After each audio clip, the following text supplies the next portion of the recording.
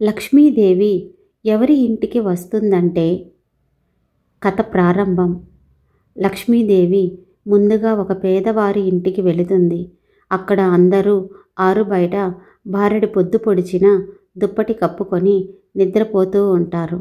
వాళ్ళను చూసిన మహాలక్ష్మి, అరెరే, ఇంత పొద్దుపోయినా వీళ్ళింకా నిద్రపోతూనే ఉన్నారా? ఒట్టి సోమరిపోతలు, అతి నిద్ర అనర్థం, వీళ్ళు నాకు తగరు అని అక్కడి నుండి లక్ష్మీదేవి వెళ్ళిపోతుంది. ఇంకొకరి ఇంటికి వెళ్తుంది లక్ష్మీదేవి. అక్కడ పొద్దున్నే లేవగానే అమ్మ కూతుళ్ళు తలలో పేలు చూసుకుంటూ ఉంటారు.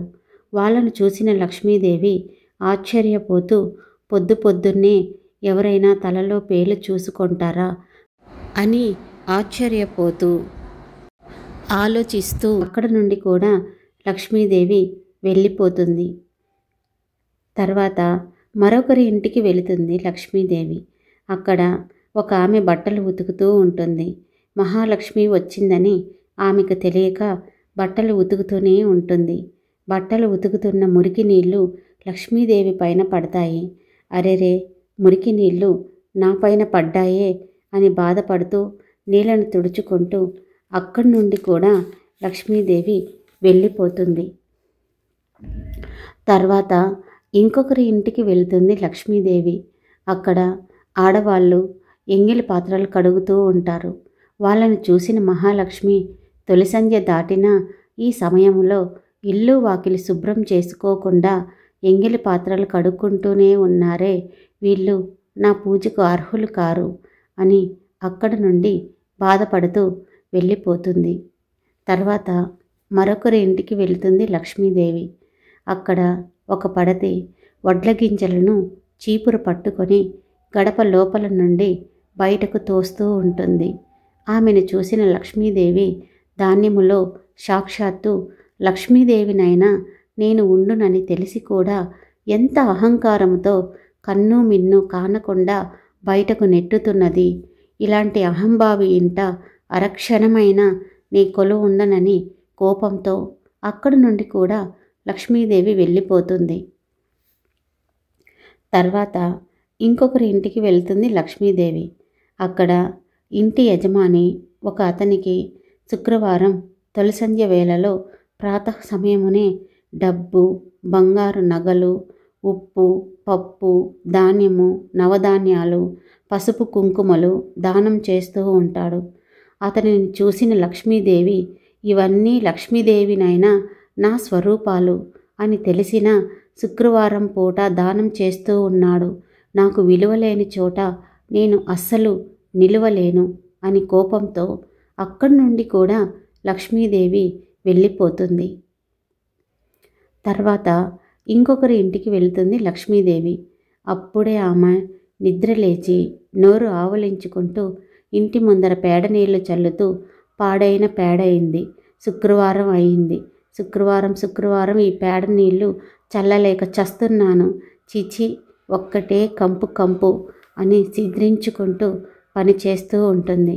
ఆమెను చూసిన లక్ష్మీదేవి, పచ్చని పేడ, పసుపు గడపలంటే నాకిష్టం, పచ్చని పేడలో నేనుండునని తెలిసి కూడా నన్ను సిద్ధించుకుంటున్నావా? నన్ను ఎంత సిద్ధించుకుంటున్నావో నీకు ఆ శీఘ్రమే నీ ఇంట కొలువుండుగాక అని భరించలేని బాధతో అక్కడి నుండి కూడా లక్ష్మీదేవి వెళ్ళిపోతుంది.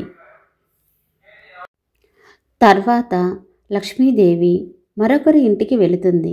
అక్కడ అందరూ ఉదయాన్నే ఇంటికి ఎగమల్లి ఏడుస్తూ ఉంటారు. వాళ్ళను చూసిన మహాలక్ష్మి, హరిహరే, ఈ దుఃఖ శోకాలు నేను వినలేను, వీళ్లతో నేను అస్సలు కలవలేను అని అక్కడి నుండి కూడా లక్ష్మీదేవి వెళ్ళిపోతుంది. తర్వాత ఇంకొకరి ఇంటికి వెళుతుంది లక్ష్మీదేవి. అక్కడ చిన్న పెద్ద తేడా లేకుండా తల్లి బిడ్డలు, భార్యాభర్తలు దెబ్బలాడుకుంటూ ఉంటారు. ఆడవాళ్ళు, మగవాళ్ళు అందరూ రచ్చ చేసుకుంటూ రథరథమని అరుచుకుంటూ కీచులాడుతూ కొట్టుకుంటూ ఉంటారు. గట్టిగా అరుచుకుంటూ కేకలు పెడుతూ పోట్లాడుకుంటూ ఉంటారు.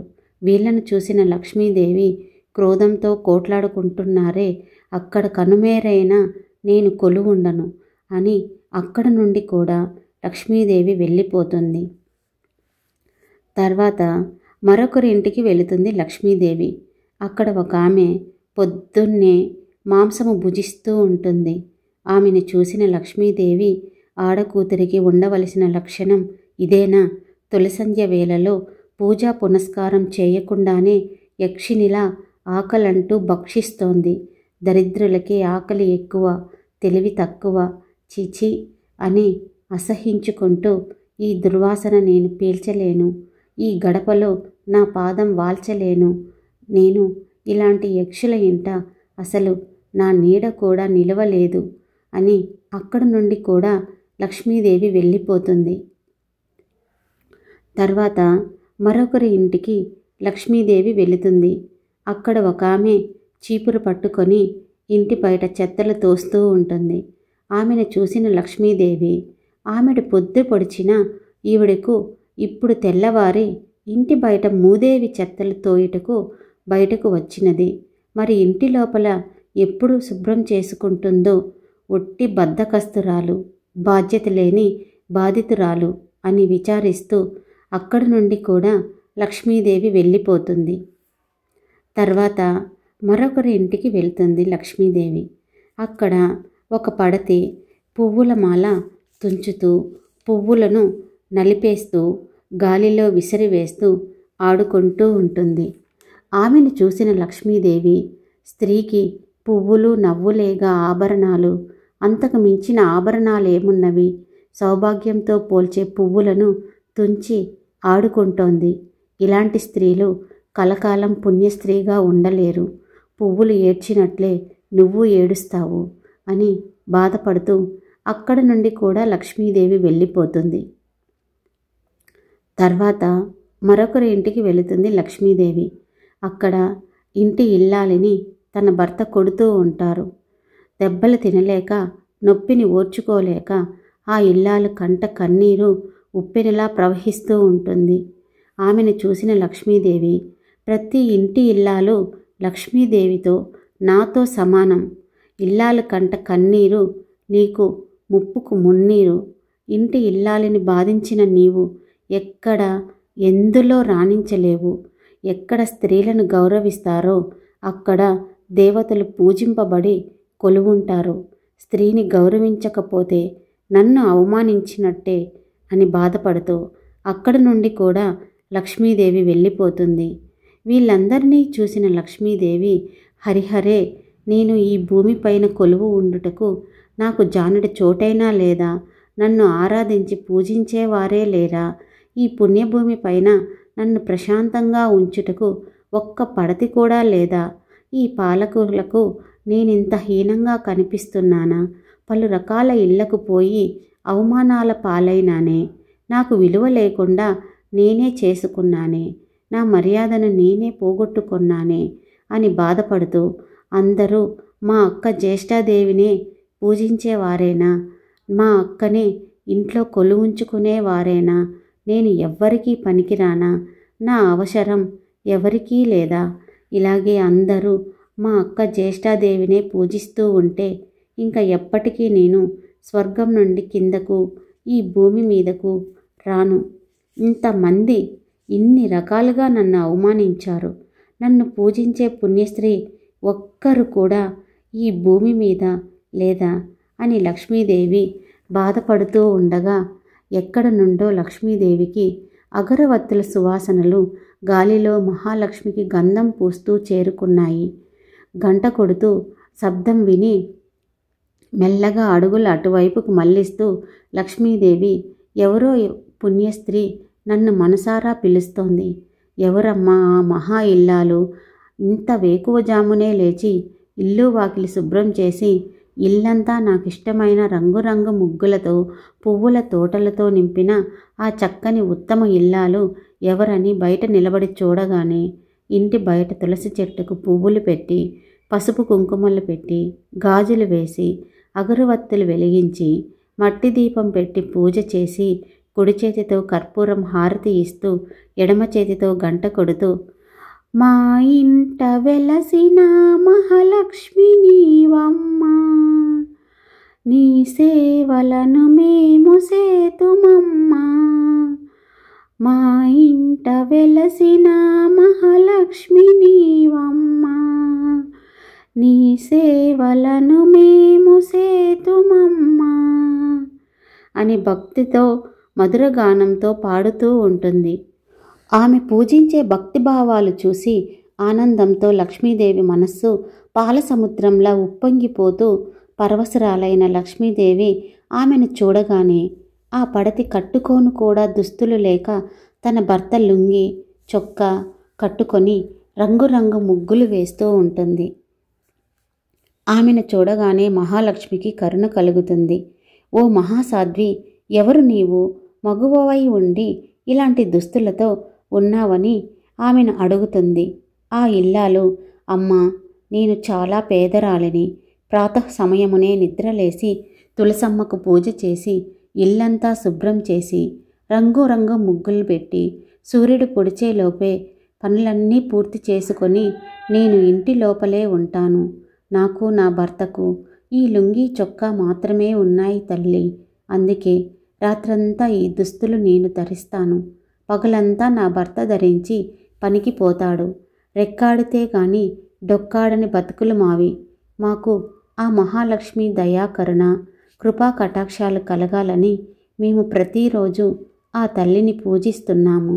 మా కష్టాలు పేదరికం పోవాలని ఆ తల్లిని ఆరాధిస్తున్నాము. ఆ మహాలక్ష్మి కరుణా కటాక్షాలు ఎప్పుడు మాపై కలుగుతాయో, ఎప్పుడు మేము గొప్ప స్థాయికి వస్తామో, కడుపు నిండా భోజనం ఎప్పుడు తింటామో, కూటికి గుడ్డకు కరువు లేకుండా ఎప్పుడు ఉంటామో అని బాధపడుతూ తన బాధంతా ఆమెకు తెలియకుండానే మహాలక్ష్మీదేవికి చెబుతుంది. అదంతా విన్న మహాలక్ష్మీదేవి, ఓ పుత్రి, నీపై నా కరుణా కటాక్షాలు కలిగాయి. ఇదిగో తీసుకో, ఈ పట్టు వస్త్రము ధరించి నా దరికి రమ్ము అనగానే ఆ మహాసాధ్వి సంతోషంతో ఉప్పొంగిపోతూ, తల్లి, నీవు సాక్షాత్తు మహాలక్ష్మివా? ఇన్నాళ్లకు నీ చల్లని చూపుల కరుణా కటాక్షాలు మాపై కలిగాయా? ఇక్కడే ఉండు తల్లి, నేను ఇప్పుడే వస్తాను అని అక్కడి నుండి పరిగెత్తుకుంటూ పోయి తన భర్తను తొడుకొని వస్తుంది. అమ్మ, మమ్మల్ని ఆశీర్వదించు తల్లి అని ఆ దంపతులు ఇద్దరూ మహాలక్ష్మి పాదాలను భక్తితో ప్రార్థిస్తూ మనస్ఫూర్తిగా వేడుకుంటారు. ఆ మహాలక్ష్మి వాళ్ళ ప్రేమకు పొంగిపోయి మనసారా ఆనందపడుతూ, ఇంకా మా అక్క జ్యేష్ఠాదేవినే కాదు, లక్ష్మీదేవినైన నన్ను కూడా పూజించే వాళ్ళున్నారు. ఓ పుణ్య దంపతులారా, మీపై నా కరుణా కటాక్షాలు కలిగాయి. ఇదిగో ఈ సిరి సంపదలు తీసుకొని ఇక మీరు సుఖంగా సంతోషంగా ఉండండి అని పరవశురాలైన మహాలక్ష్మి ఆనందంతో ఆశీర్వదిస్తుంది. చిరునవ్వులు చిందిస్తూ సిరి సంపదలు, ధన కనక వాహనములు, రాజభవనములు సకలము ఆ ఆది దంపతులకు ప్రసాదిస్తుంది. ఆ పుణ్య దంపతులు అంతులేని ఆనందంతో ఉప్పొంగిపోతూ, ఓ తల్లి, నీ కరుణా కటాక్షాలు మాలాగే అందరికీ కలగాలంటే మేము ఏమి చెయ్యాలి? ఒక్కసారి మాపై దయుంచి విన్నవించు తల్లి అని ఆ దంపతులు వేడుకొనగా, అప్పుడు ఆ మహాలక్ష్మి ఆ పుణ్య దంపతులకు ఇలా చెబుతుంది. శుక్రవారపు పొద్దు సిరిని విడువద్దు, దివ్వెనూదగవద్దు, బువ్వ నెట్టద్దు, తోబుట్టువుల మనస్సు కష్టపెట్టద్దు, తొలి సంధ్య మలి సంధ్య నిదురపోవద్దు, మీ తల్లి వరలక్ష్మి మిము వీడదపుడు, మీ తల్లి వరలక్ష్మి మిము వీడదపుడు, ఇల్లాలు కంట తడిపెట్ట నీ ఇంట, తల్లలాడని ఇంట గోమాత వెంట, ముంగిళ్ళ ముగ్గుళ్ళ పసుపు గడపల్లో, పూలల్లో పాలల్లో, పూలల్లో పాలల్లో రాసుల్లో మీ తల్లి మహాలక్ష్మి స్థిరముగా నుండు. మీ తల్లి మహాలక్ష్మి స్థిరముగా నుండు అని మహాలక్ష్మి ఇలా అంటుంది. ఓ నా ప్రియ భక్తులారా, నన్ను సంతృప్తిపరిచారు. ఎవ్వరైతే వేకువజామునే లేచి శుచి శుభ్రతలతో భక్తితో నన్ను మనస్ఫూర్తిగా పూజిస్తారో వాళ్ళందరికీ నా కరుణా కటాక్షాలు ఎల్లప్పుడూ ఉంటాయి అని విన్నవించగా, అలాగే తల్లి, నీవు చెప్పినట్టే మేమందరము పాటిస్తాము. నీ కృపకు పాత్రులవుతాము. తెలిసి తెలియక చేసిన తప్పులను క్షమించి మమ్మలను అందరినీ కరుణించి కటాక్షించు తల్లి. అలాగే నీ కథ 10 మందికి చెప్పి నీ కృపకు పాత్రులు చేయడమే మా సంతోషం. అదే మాకు ఆనందం. ఈ కథ విన్నవారికి, చెప్పిన వారికి, అనుసరించిన వారికి ఆ మహాలక్ష్మి కరుణా కటాక్షాలు, ఆశీర్వాదాలు ఎల్లప్పుడూ ఉంటాయి. సర్వే జన సుఖినో భవంతు.